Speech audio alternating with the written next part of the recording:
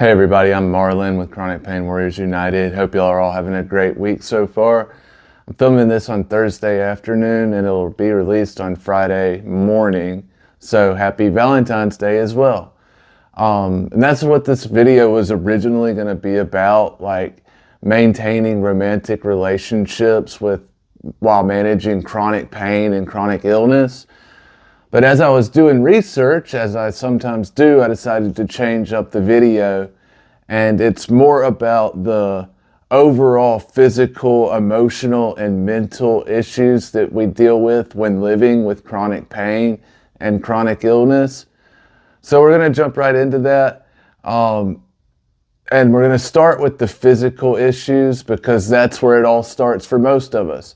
And I'm using anecdotes from my life, but all of us are living so many of the same shared life experiences that almost any one of us could tell our personal story, and lots of us who are living like that will be able to pick parts of those stories and say, I know exactly what you're talking about. And there's millions of us out here who need to know that they're not alone and that there are others like us living these lives and these experiences just like they are. So anyways, physical, starting with number one. And y'all know I use bullet points a lot of times, but with this one I have a little bit more of a script, so deal with me a little bit. I'm still learning and making moves as we go along. So when I was growing up and going through school, middle school and high school, I was really active in sports and I was competitive, had lots of energy. I even did some singing and some really bad hip hop back in the day. I mean, I loved music halls. I loved dub and dance music and just life in general. We were just having fun and enjoying life, right? Then, dun dun dun, in 2008, I had a bad car crash that knocked me unconscious when it happened, and my head hit my driver's side window, busted out the window, and the car had hit me broadside from the passenger side. So, so think about the car hitting like this, my head hits like that, and everything gets jostled. If you've seen the Grand Tour when they're in Nova Scotia and James May wrecks the yellow Mitsubishi Lancer, almost the exact same thing happened to me. My head and face hurt for days after that. Excuse me. And my teeth were rattled and my jaw joints in my face hurt for literally weeks going on after that. I started having trouble eating just basic foods like, say, soft pizza crust. I couldn't eat the things I wanted to, and my face felt like somebody had it in a vice and was squeezing it together. It just got worse and worse, right? And then I had another car crash. This one wasn't my fault either, in 2010. And that one left me in a lot worse off position than I was before this one even. I got to a point where I couldn't open my mouth for dental care. It was just in constant pain.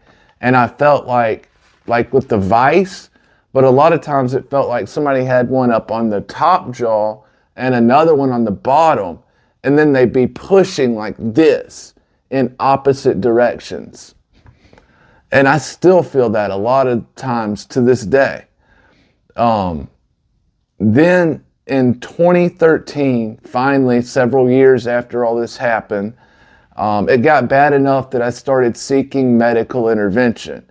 I saw several oral surgeons, and all of them pointed me towards one doctor.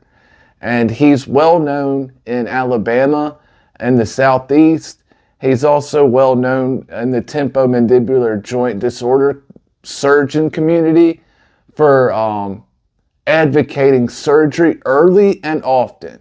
And this is exactly what I've been talking about with doctors reaching for scalpels too quickly and causing us problems for the rest of our lives. But I didn't know this at the time. He convinced my father and I to go forward with the surgery. Dad was there has to be a solution. We're going to find an answer to the problem kind of guy. So just like management wasn't really a type of thing for him. But it's my life, right? But he and the doctor sort of convinced me to pursue surgery, and I wanted the pain and all that stuff to stop too. So the problem was, post-surgery, I wake up, I'm in terrible pain, excuse me, and it just feels like something is wrong from the get-go. And I understand, like, there's been surgical blah, blah, blah, things have been shifted and moved around, but it just felt off. And he said, you know, from the very beginning, it was a success. I was in his office 2 months later saying, no, this is wrong. 5 months after that again, no.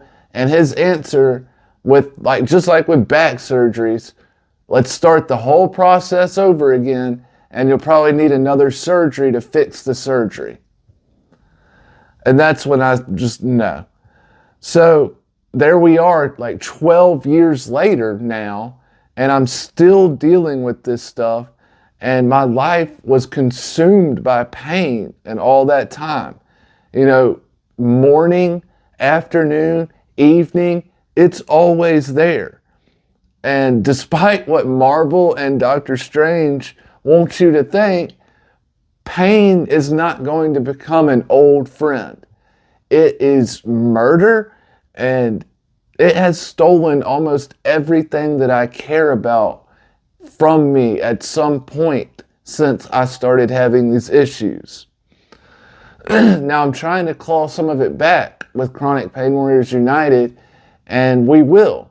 But just so much time and so many things that I love lost to me, and then a body that has been, you know, the stress and the constant pain and all of those things have their own effect as well. 35 in April, and I can't even come close to identifying my body and everything with the way it was when I was 25, just 10 years ago.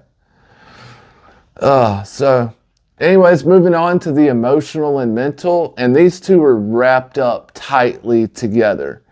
After the surgery failed, I spent almost all of 2013 after the failed surgery looking for a cure, right?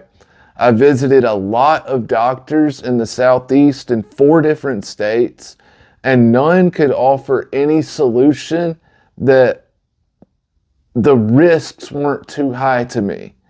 And this caused an emotional roller coaster of fear, depression, anger, hate, self-loathing, thoughts of self-harm, all of that, and more. I had to go through the stages of grief like 2 or 3 times, right? And it was like I was having a requiem for my life. A requiem for a life that was no longer mine. That life that was there was dead, and I would never be able to pick it back up again.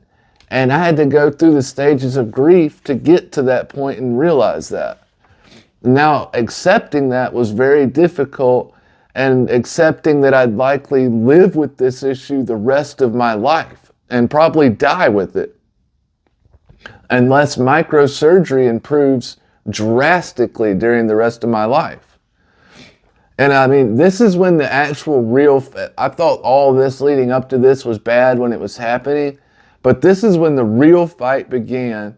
And I'd spent the last 10 years since trying to find effective pain management to control my pain and have a decent quality of life.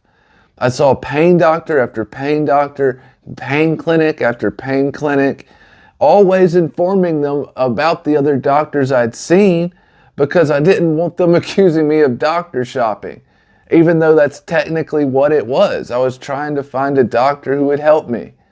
And they would all tell me you're too young, or temporomandibular joint disorder isn't worthy of being treated. And that's another thing I've been talking about. I don't care who it is. No one, doctor, bureaucrat with a badge, the DEA, the CDC, no one has a right to stand in front of another human being and say, you're not allowed to have pain relief. You must live in pain. Absolutely not. No one has that power. No one has that authority, and no one has that right. I don't care what any paper, society, or law says. It's immoral. It's wrong. So anyways, didn't want to be accused of doctor shopping, even though that's what I was doing to a large degree, because I was just trying to find somebody that would actually help me. And they all said, you're too young, or it's not an issue that's worth treating.